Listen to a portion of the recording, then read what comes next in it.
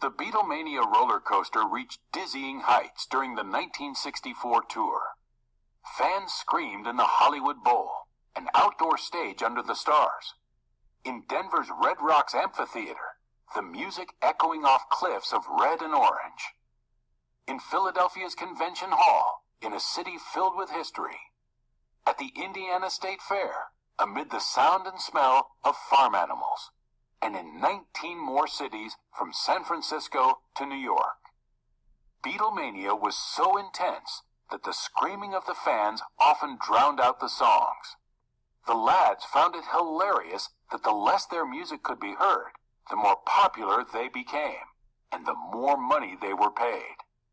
Anything they touched went on sale to fans. Even the hotel sheets they slept on were cut into tiny squares and sold as souvenirs. Excited fans didn't just miss hearing the music. Sometimes people were so starstruck they didn't hear anything the Beatles said at all.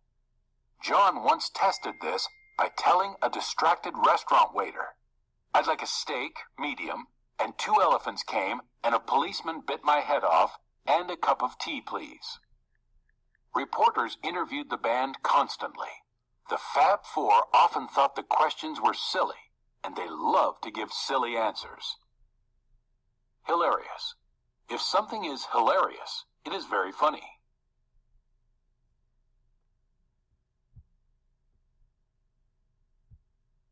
Every fan has a favorite Beatle. John was often called the smart one. Question: which one are you? John. Eric. Question: some people think your haircuts are un-American. John. Well, it was very observant of them, because we aren't American, actually. Question: how do you find all this business of having screaming girls following you all over the place? George: well, we feel flattered. John: and flattened. Question: do you go to the barber at all? Paul: just to keep it trimmed. But sometimes we do it ourselves, you know. John: with our feet. Observant. If you are observant, you see or notice more details than other people. Flattered. If you are flattered by something, it made you feel honored or special. Baby-faced Paul was the cute Beatle. Question: what is your favorite sport? Paul: sleeping. Question: is your hair real? Paul: is yours? Question: you Beatles have conquered 5 continents. What do you want to do next? Paul: conquer 6. Question: will you ever stop being Beatles? Paul: we are the Beatles. That's what we are. Notice here that our narrator is reading the name tags, reading question, and then the person's name. We know that we're not supposed to do that, so please do not let that throw you off. When we're reading something that someone is saying, we just want to read what they say, not their name. Younger and a bit shyer, George was sometimes the quiet Beatle. Question: what do you call your hairstyle? George: Arthur. Question: what do you do when you're cooped up in a hotel room? George: we ice skate. Question: if one of you stopped being a Beatle, what do you think you'd do? George: I think I'd train elephants in the zoo. Question: what do you do with all the money that you make? George: I'm going to change all mine into cents, fill up a room, and dive in it. Nothing rattled Ringo, even rude questions about his large nose. Question: what do you think of Beethoven? Ringo: great, especially his poems. Question: how many of you are bald that you have to wear those wigs? Ringo: all of us. Question: how did you find America? Ringo: we went to Greenland and made a left turn. The Beatles' 1965 American tour opened with the biggest live concert in history so far. A happy crowd of 55,600 fans welcomed them to Shea Stadium in New York.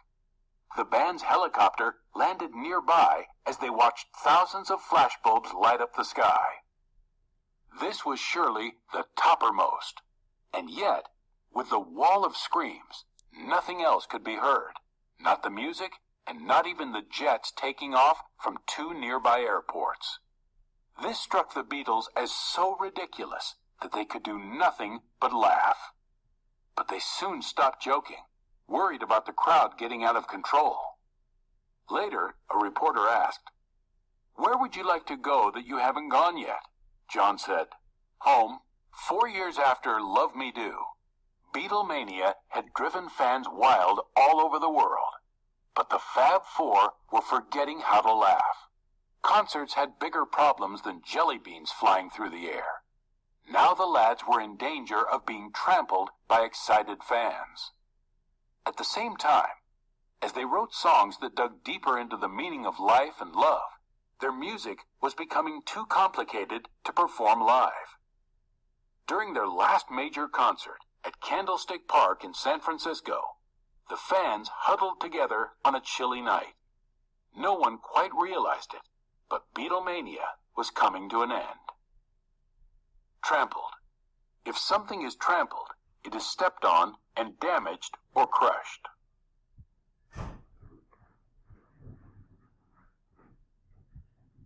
But it was far from the end of the Beatles and their fun-filled romp. The band retreated to the recording studio, where they could hear the music again and continue to make each other laugh. Nothing was quite the same after Beatlemania. Other British bands became popular, but the witty wordplay of the Fab Four put them in a class of their own. They were trendsetters. Everyone wanted haircuts like theirs, and everyone wanted to dress like they did. But most important, they're considered by many to be the greatest rock and roll band of all time.